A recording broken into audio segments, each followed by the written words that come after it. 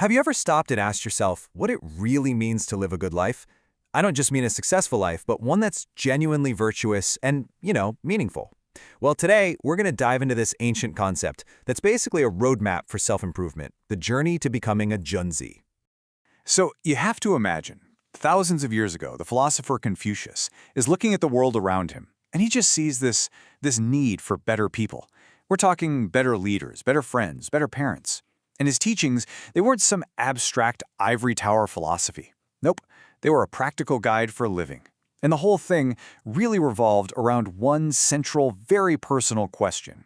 That's it. That's the question. It sounds so simple, but the answer to it, well, that shapes every single choice we make.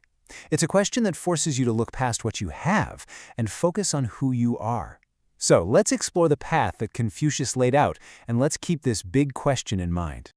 Okay, so at the absolute heart of his philosophy, Confucius saw all of us at a kind of crossroads. We're facing this fundamental choice between two totally different ways of being. You can think of it like the high road and the low road, a choice between really aspiring to be something more or just settling. That higher path, that is the way of the Junzi. Now, you'll often see this translated as gentleman or exemplary person, but it's so much deeper than that. The Junzi is a moral leader, someone whose inner character is so solid, so refined, that they just naturally inspire other people to be better. This is the ideal. This is what we're striving for. One of the best ways to understand what a Junzi is to look at what it isn't. And Confucius does this all the time by contrasting the Junzi with the Xiaoren, which means the petty or small person. And when you see them side by side, the path forward becomes crystal clear. And right here, this is the core of it. It all comes down to your motivation, your inner compass. The Xiaoren is constantly asking, what's in it for me? Their entire world just revolves around personal profit and gain. But the Junzi, they ask a different question. What is the right thing to do? Their choices are guided by this deep sense of righteousness. This next distinction is so subtle, but so powerful. The petty person is basically a social chameleon. They'll agree with absolutely anyone just to fit in, even if it goes against what they truly believe. That's just conformity. There's no real connection there. But the Junzi, they hold on to their own principles while seeking genuine, respectful connections with others. They can disagree without being disagreeable. That is real harmony. This also tells you everything you need to know about their inner state. The Junzi has this quiet, stable sense of self-worth. They're at ease. The Xiaoren, on the other hand, is the total opposite. They are full of arrogance on the outside, but inside they're deeply insecure, constantly needing other people to tell them they're great. They're conceited, sure, but they're never ever truly content. Okay, so here's the crucial part. Becoming a Junzi, it isn't a one-and-done decision. It's a lifelong process. It's like climbing a mountain. It's a journey of constant self-cultivation. It's not about being perfect. It's about always striving to be better than you were yesterday. And look, this isn't just some vague, feel-good idea. Confucius laid out a really clear, deliberate practice. It starts with looking at the world, investigating things, gaining knowledge, but then it turns inward. You have to make your thoughts sincere. You have to rectify your own mind.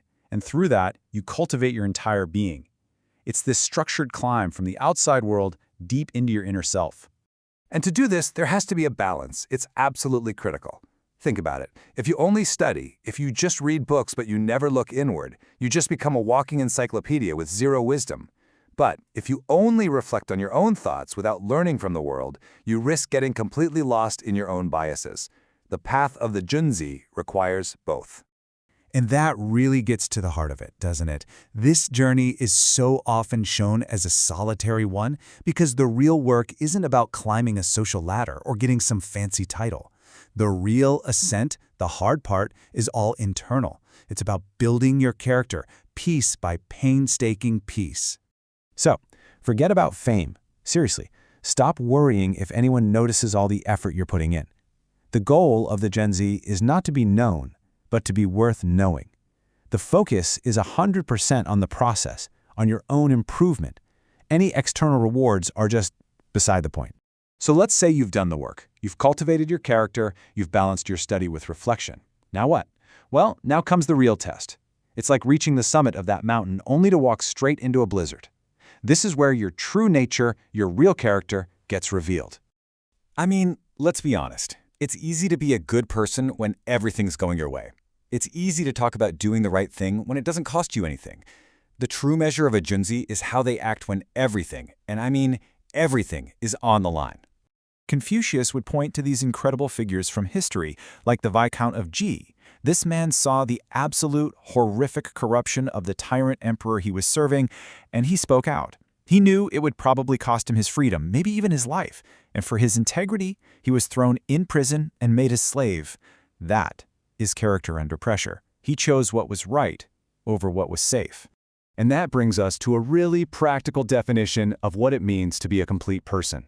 It isn't about being a genius or having superpowers. It's about three core things: choosing what's right, even when you could gain something by doing wrong, facing danger with courage, and always, always honoring your word. If you can do that, you're walking the path of the Junzi. So, after all of this, if there's one thing to take away, it's this. Nobody ever fully arrives at being a Junzi. It's not a finish line you cross and then you're done. It is the direction you choose to walk every single day with every single choice. It's a lifelong commitment to that ascent. Which, of course, brings us right back to where we started. This ancient philosophy, it's not some dusty history lesson. It's a mirror. It's asking you, right here, right now, to think about the path you're on. In your choices, in your motivations, in your actions, who are you becoming?